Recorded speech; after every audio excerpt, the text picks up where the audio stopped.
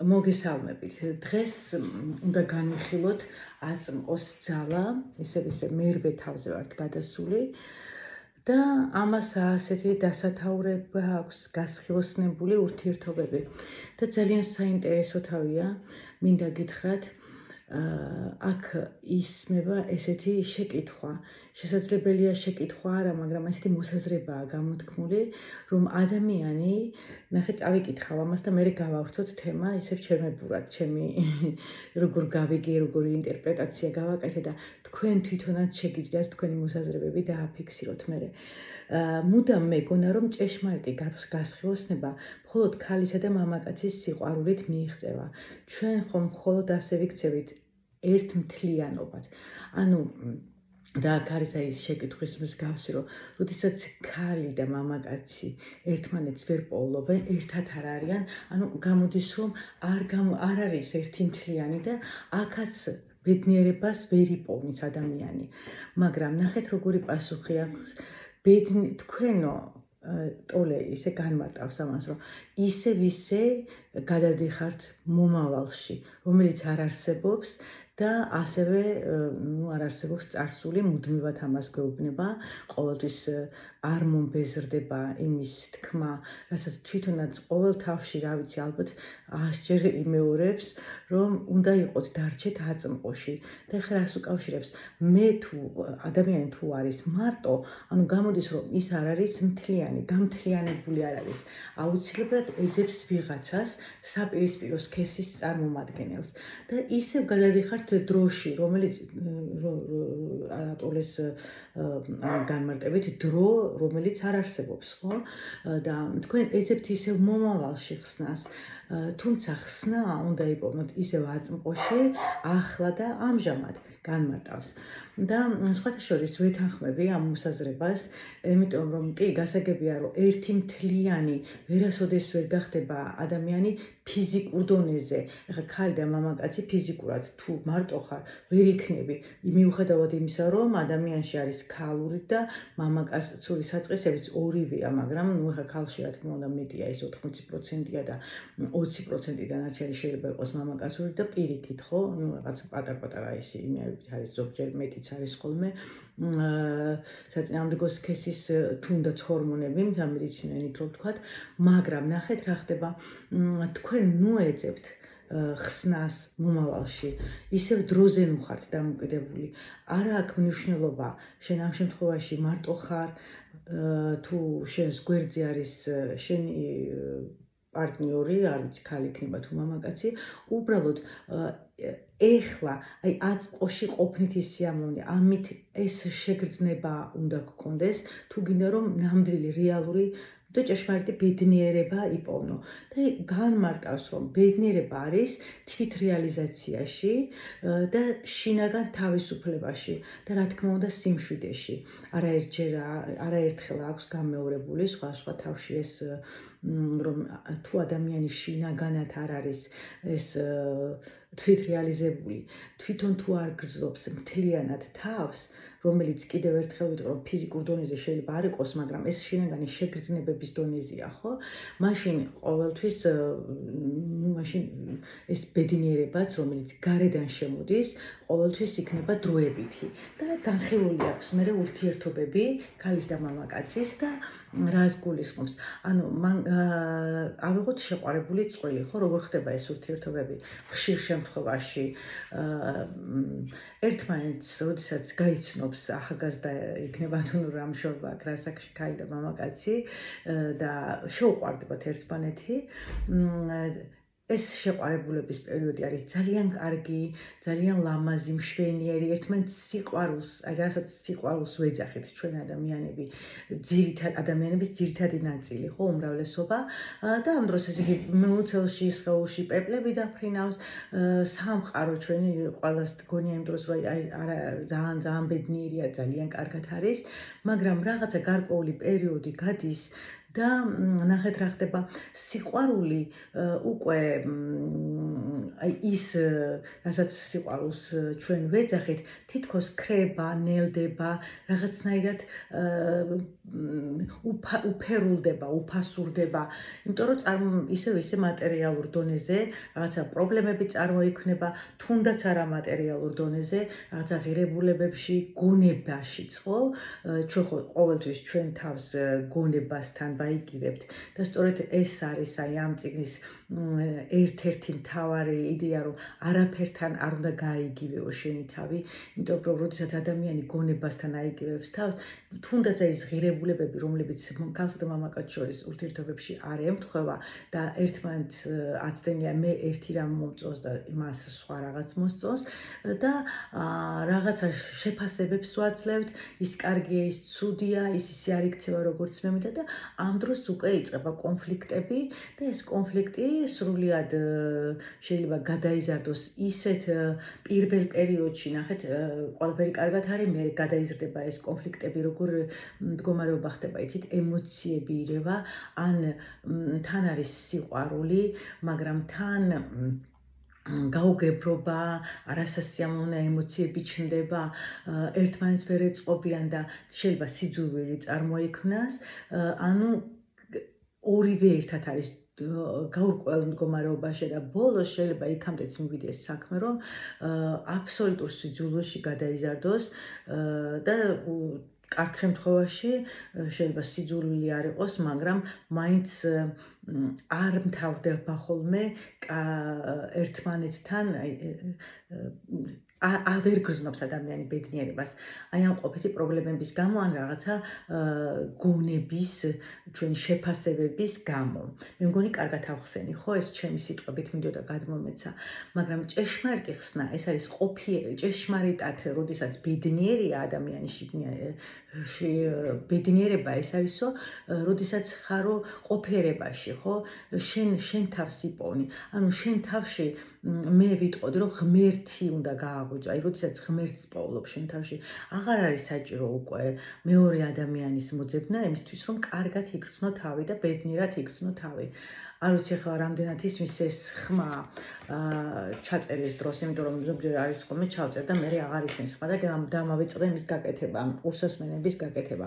მე ჩავწერ და თუ არა და მე ახლიდან მომიწევს ჩაწერა. ახლა აქ მოვიხედავ თუ არის ჩემი ყურსასმენი, მაგრამ ვერ ვხედავ. კარგით. ანუ როგორც გვიხსნის თვითრეალიზაცია, ყველაზე მნიშვნელოვანი თავისუფლება შინაგანის სიმშვიდე და ეს ცხოვრების სისავსის შეგრძნება. შინაგანი და არა გარეთ. იმიტომ რომ გარეთ რაღაცას, როდესაც თუნდაც რაღაცას შევიძენთ, რაღაცას ვიყიდით, ან ურთიერთობებში ვართ, ბედნიერი ვართ, რაღაცა კარგად ავაწყეთ რაღაცები და გვიხარია ეს გვაბედნიერებს, მაგრამ ეს ყველაფერი არის ძალიან დროებითი და ეს არ არის მუდმივი. და მე კარგად აქვს განმარტება, გადავიდეთ ახლა ცოტა რაღაცები ამოვიკითხო, რომ უფრო უკეთესად და გასაგებად გახდეს ჩემი მონათხრობი გასაგები გახდეს.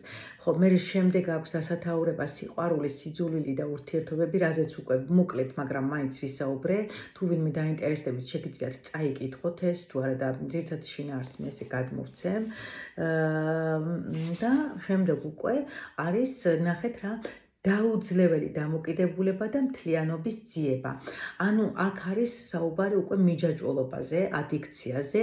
ადამიანები ხშირად ეჯაჭვებიან საგნებს, მოვლენებს, ფაქტებს, მდგომარეობასაც კი და რა თქმა უნდა ადამიანებს, ურთიერთობებს.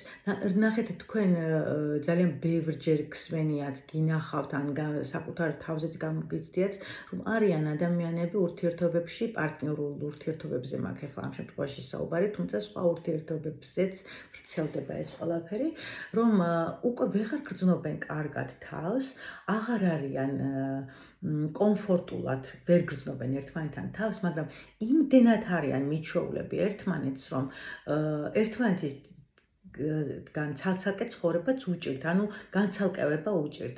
და ესეც ძალიან ჩვეული მდგომარეობაა, ძალიან ბევრი ცხოვრობს ესე, ერთი შეხედვით ოჯახი გინახავთ, მაგრამ შიგნით საერთოდ ისე გადის დღეები და რა ვიცი მე რა შეიძლება კვირებიც რომ ერთმანეთს შეიძლება არც კი გაესაუბრონ, არ დაელაპარაკონ, ან თუნდაც რომ მოხდეს კომუნიკაცია არაჯანსაღი, არასწორი, ან არასასიამოვნო, ან ნაძალადები, ან რაღაც მსგავსი.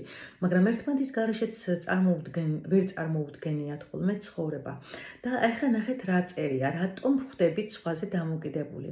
მიზეზი, რომლის გამოც რომანტიკული სასიყვარულო ურთიერთობა ასეთი ინტენსიური და საყოველთაოდ სასურველი გამოცდილებაა, მის მიერ მონიჭებული თავისუფლება გახლავთ.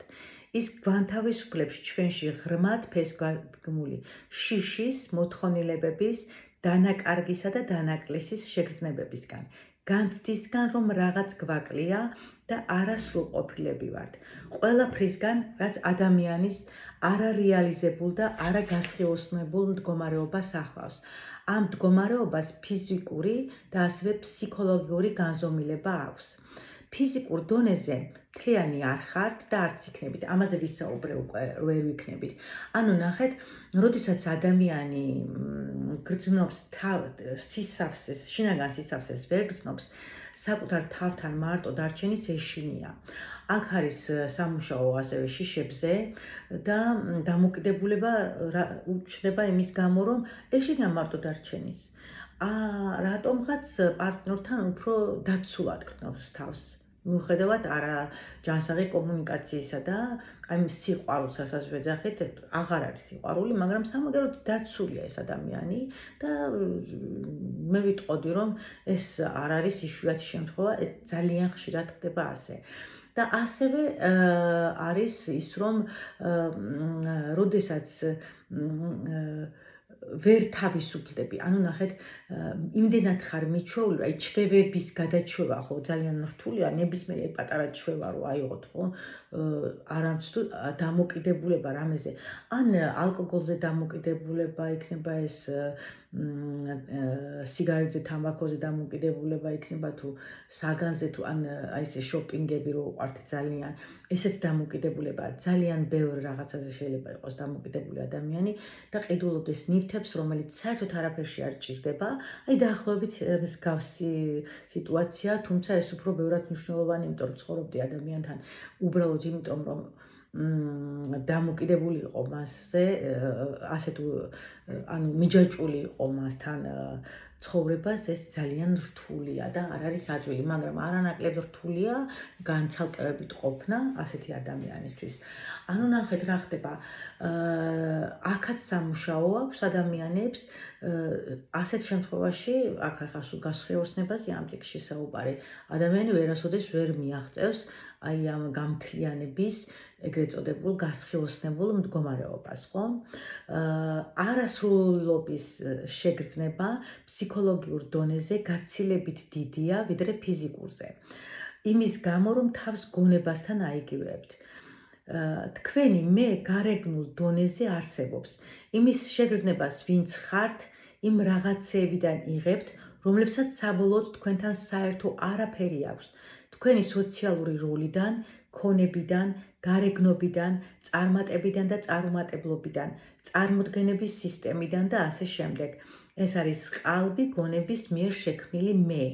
ego თავს დაუცველად გრძნობს, მოწყვლადია, მუდამ იმ სიახლეს ეძებს, რომელთანაც თავს გაიგივებს და საკუთარი არსებობის განცდას განამტკიცებს.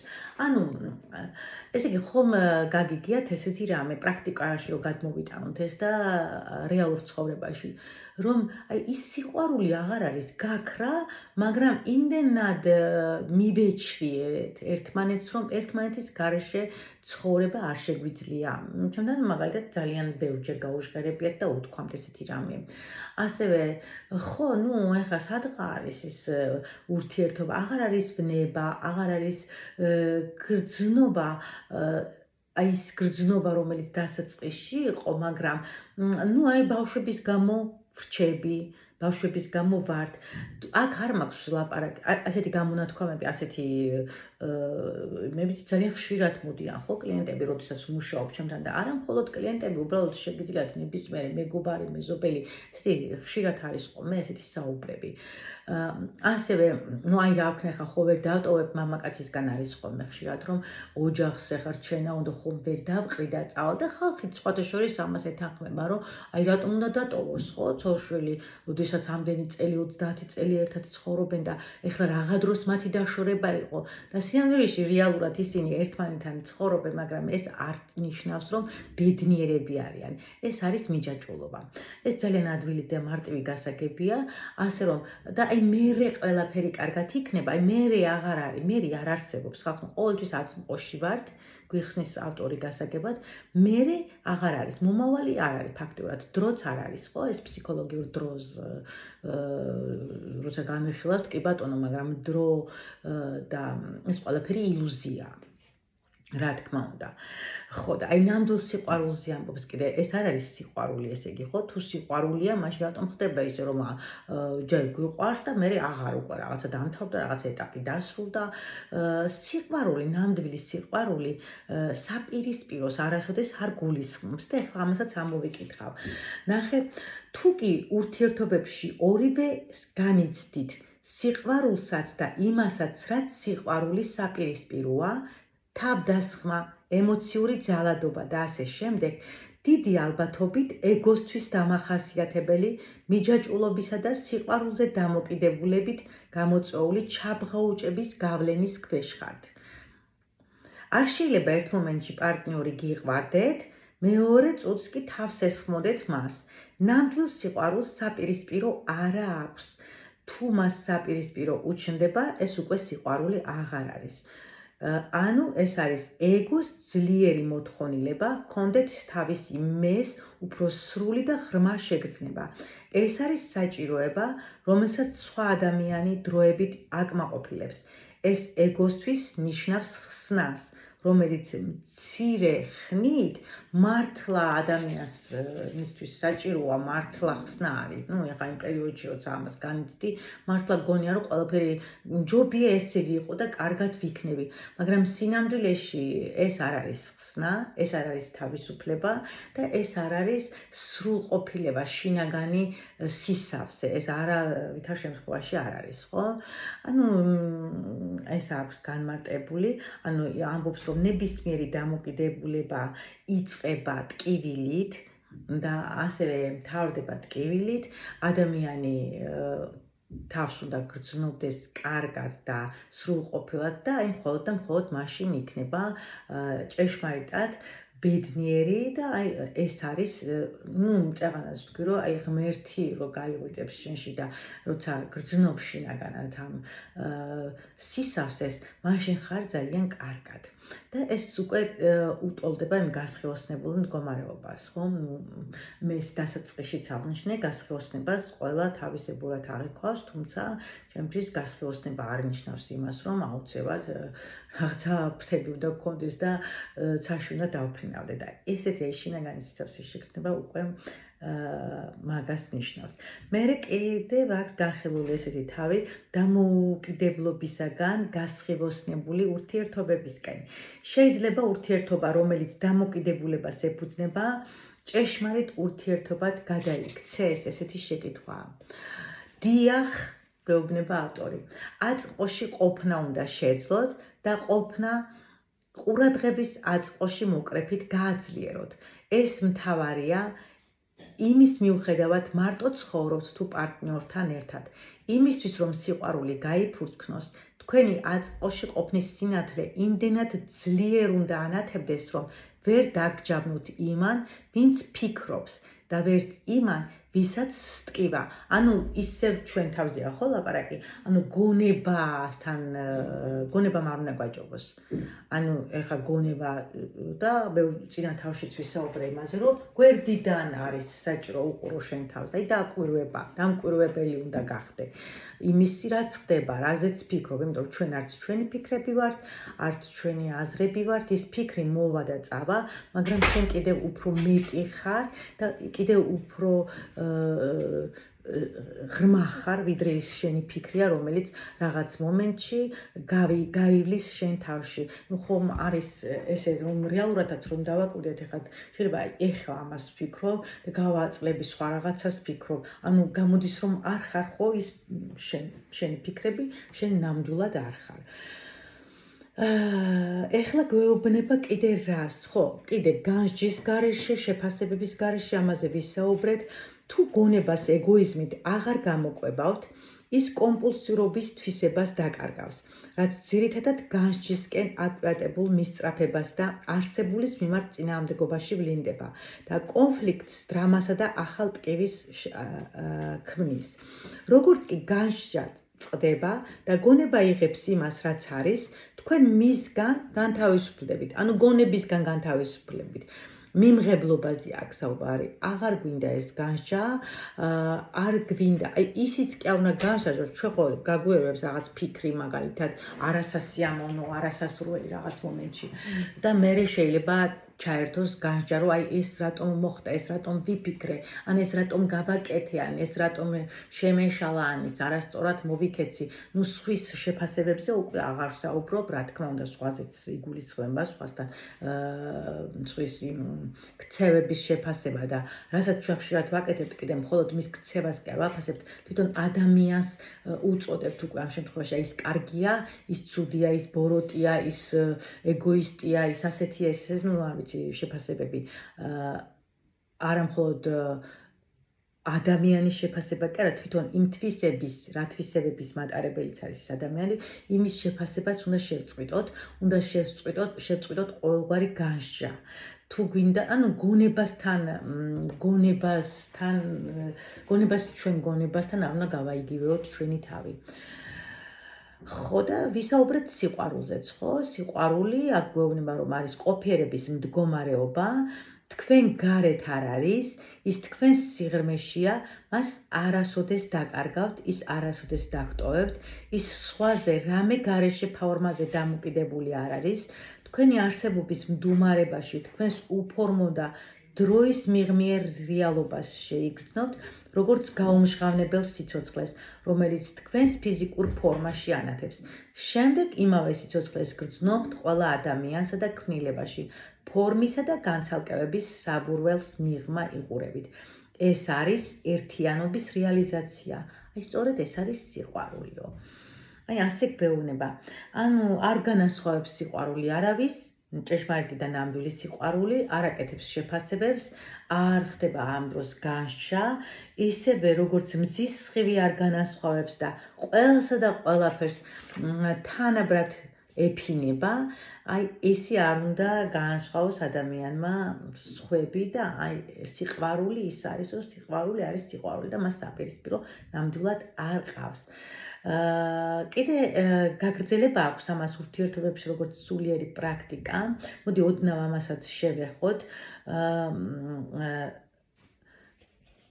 არა, საკმარისად დიდი გამოვიდა. კარგი, ეხლა დავასრულებ და შემდეგში გავაგრძელოთ კიდე ამ თავის განხილვა და მე კიდე უფრო საინტერესო რაღაც ქალის ძალიან ბევრი კარგი რაღაც შეიძლება ამოიკითხოთ ამ წიგნიდან, იმიტომ რომ ამ წიგნს მე ძალიან ხშირად ვუბრუნდები, ძალიან ხშირად ვიყენებ.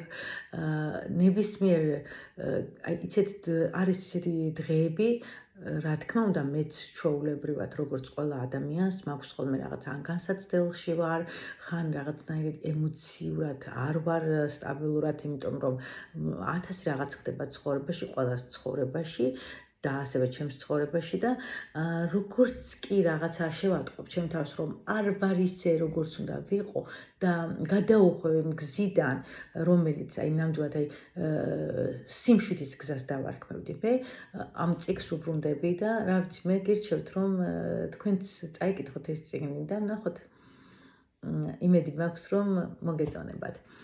ყოველ შემთხვევაში, ეხლა მე ვიც მისმენს, დაინტერესებულია ესეთი წიგნებით, იმისთვის ძალიან საინტერესო იქნება. დაგემშვიდობებით და მე ჩავწერ უკვე მომავალ ეპიზოდში. ნახვამდის.